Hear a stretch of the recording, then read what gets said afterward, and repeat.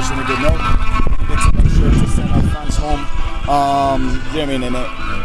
in a good way, and tonight was a good performance that led to a good result. You can put it. I got it. Yeah. In terms of the difference between the first and the second half, what do you think changed? So I told them in the locker room, I got in and it was one of those games where you don't feel that the team is playing bad, but you feel that we could give so much more. So it was kind of like they had the safety brake on, and I told them, I said, I want to see 45 minutes with urgency.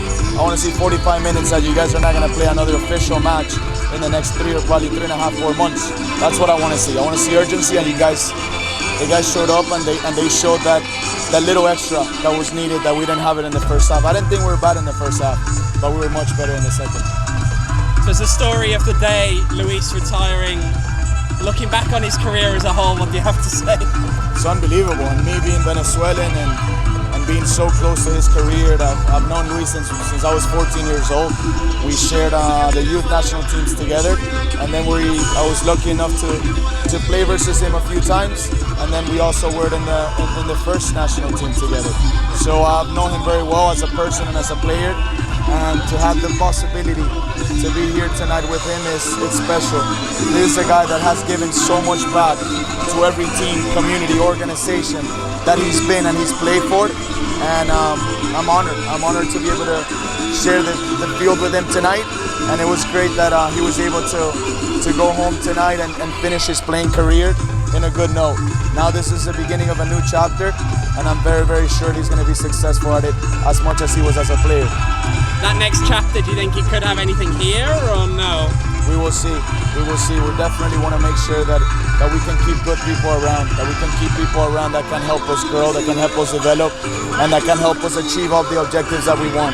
So we're going to try whatever we can to keep those kinds of people around, and definitely Luis is one of those.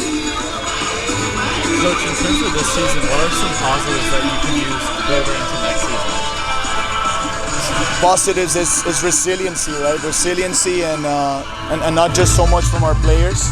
It's the resiliency that we saw from the fans, from our supporters, from the organization, to understand that